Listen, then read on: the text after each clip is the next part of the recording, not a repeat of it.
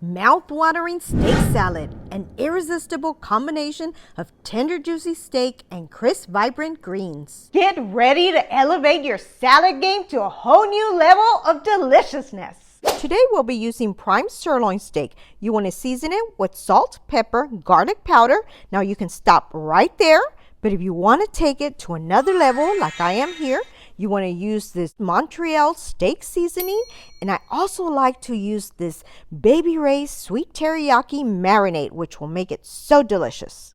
Marinate for 30 to 45 minutes or while you prep the rest of your ingredients. We're going to use a combination of fresh and roasted vegetables. Start by cutting one red bell pepper into strips and then in half. We're also going to add Brussels sprouts. I used to not like Brussels sprouts, but when I started adding my own seasoning, I love them. Now, if you don't like Brussels sprouts, you can also substitute them with your favorite veggie. You want to cut the ends off and then cut them in half. We'll be using fresh cauliflower, which I'll cut into slices and then into quarters, but you can also use just florets. Place them on a sheet pan and we're going to be seasoning these. Drizzle some olive oil. You can also use avocado oil or the oil of your choice. We'll start with salt and pepper. Now, if you're interested in my grinders, I'll post the link below in the description section on where you can get them. Add garlic powder, thyme, rosemary, and smoked paprika. Now, make sure it's smoked because it gives it a really nice flavor. With clean hands, give them a toss so everything's coated. Then set aside for now. Now I like mine with roasted corn. You can either roast your corn on the grill or I'm going to show you an easy way to do it on the stovetop. Start by removing the husk and then rinsing them. With a flat bottom down, in a shallow bowl, you want to start cutting off the kernels. Don't use a cutting board, otherwise your kernels will go flying everywhere. You can cut 4 to 6 corn on the cob. Today I cut 6. I'm going to be using romaine lettuce, but you can use the lettuce of your choice. I'm going to chop 2 lettuce heads into strips. We're going to be cutting an English cucumber. You can also use the petite seedless cucumbers that come in a bag. We're just going to slice these up and add them to our lettuce. Here I've got some colorful grape tomatoes. We'll be cutting in half and adding them to our mix. As you can see, I added them to a spinner. Now I'm going to rinse them. I'll be sure to also post a link in the description below for this spinner. It's easy to use. You just lock it, then start pushing it to spin, removing all the excess water from your veggies. This button just stops it from spinning.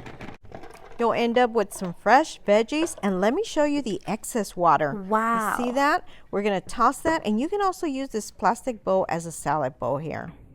I like to use Queso Fresco as a topping. You can also use Feta cheese, and we're just going to crumble this so it'll be ready for us. At this point, you want to preheat your oven to 400 degrees Fahrenheit or 204 degrees Celsius. I'm going to be using this hex-clad pan for my corn today, but a cast iron skillet will give your corn a really nice char. With heat set on high, add about 2 tablespoons of olive oil. Make sure it gets nice and hot, then you want to add your corn. Spread it out and let it sit for a couple of minutes. In the meantime, we're going to drizzle a little more olive oil. Then we want to season with salt and pepper. Add 2 teaspoons of thyme, 2 teaspoons of rosemary, about 1 tablespoon of smoked paprika, 3 teaspoons of minced garlic. Now we'll give it a toss, spread it out again, and let it cook for another couple minutes. Let's go ahead and add about another tablespoon of smoked paprika. You want to cook until it's nice and tender with a slight crunch. If you're on a strict diet, you can skip this part. Otherwise, you can add a little bit of unsalted butter for extra flavor. Set your heat down to low. It looks like our oven's ready, so we're going to roast our veggies at 400 degrees Fahrenheit or 204 degrees Celsius for 20 minutes.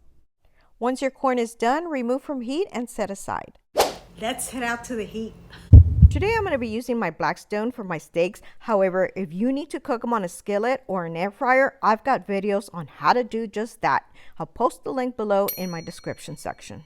Make sure you set your Blackstone to the highest setting and let it get hot for about 5 to 10 minutes. We want it smoking like this. You want to add a little bit of oil and then you can start adding your steaks. I bought this meat press I wanted to try, so I'm going to let it get hot. We want to cook our steaks on one side for 3 minutes. Since I only have one meat press, I'm going to use it for a few seconds on each one. If you want to see more recipes like this, please consider subscribing and don't forget to hit that little bell so you get notified whenever I post new videos. Also, be sure and check out my community section where you'll get to know me on a more personal level. It's been 3 minutes. Let's go ahead and flip these over, and these are looking pretty good. Now, for some reason, I've noticed the right side of my griddle doesn't get as hot as my left, so I may need to swap my steaks in just a bit. For medium doneness, we're going to cook them for another 3 minutes on this side, or for medium rare for 2 minutes. Just keep in mind that this also depends on the thickness of your steak.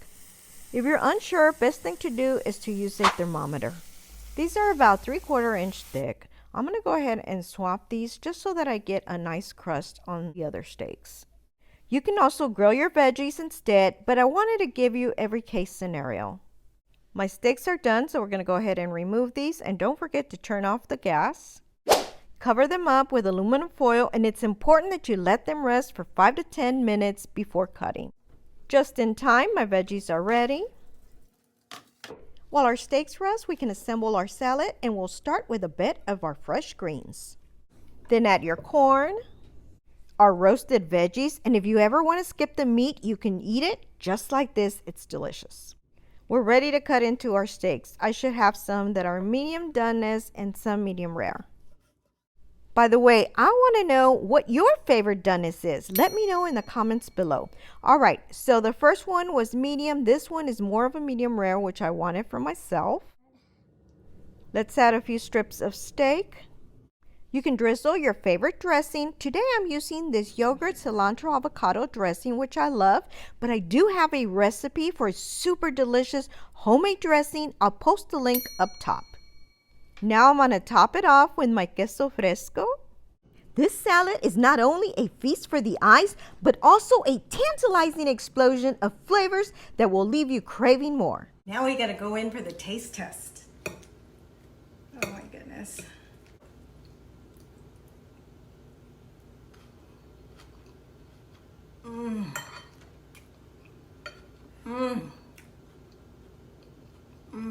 So good.